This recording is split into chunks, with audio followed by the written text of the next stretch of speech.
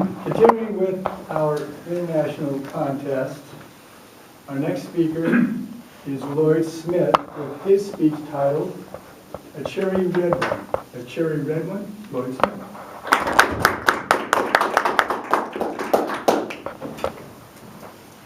I was doing something I had never done before.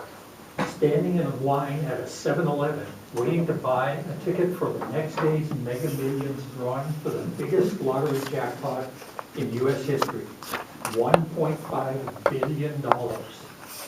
Mr. Toastmaster, fellow Toastmasters and guests, somehow the thought that someone was going to win that prize, and that someone might be me, could be me, should be me, would be me, had become a reality. Think of it, $1.5 billion.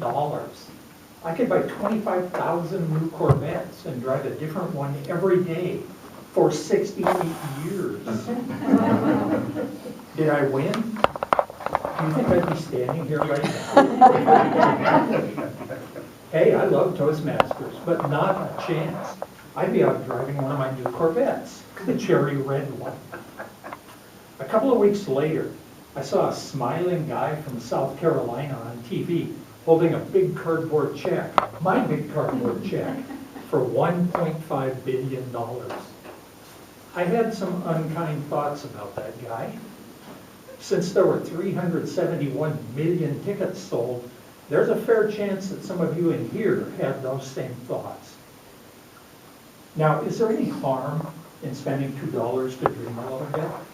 Of course not, unless you descend a bit too deeply into one of those dreams, like the 18% of adult Americans who say that they are basing their retirement planning on hopes of winning the lottery.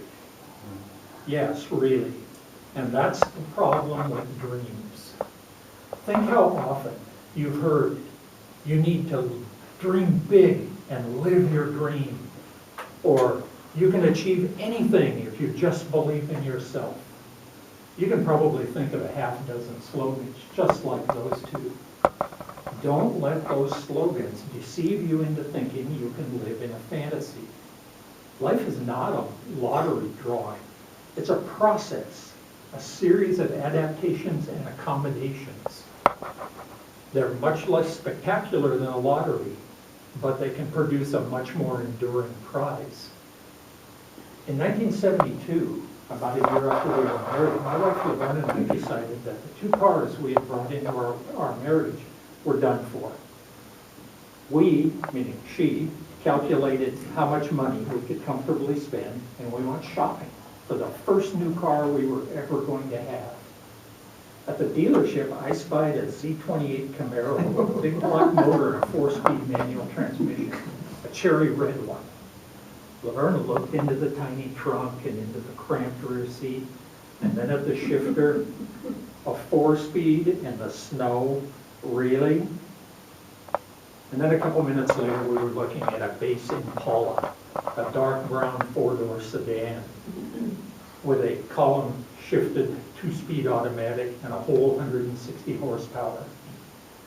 If you're a car person, you understand the gap, the Grand Canyon-sized chasm between that red Z28 Camaro and that mud brown Impala. Some guys are destined to drive Camaros that will go from 0 to 60 in less than 6 seconds. Other guys, well, married guys, drive cars that a week's worth of groceries will fit into and that our wives know that we can actually pay for.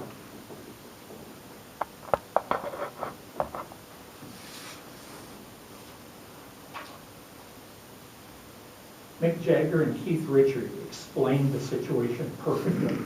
You can't always get what you want, but if you try sometime, well, you might find you get what you need. I really wanted that red Camaro, but the brown Impala was the car that we actually needed. Was I disappointed? No, not at all. I was actually educated. I learned that my big dreams should be the things that Laverne and I needed, not the things that I wanted. I was learning to live in the real world, and that turned out to be a good place to be. When I was in that Impala, I was usually sitting next to Laverne. When we took the groceries out of the trunk, we carried them into the house, or the home that we shared for nearly 5 decades.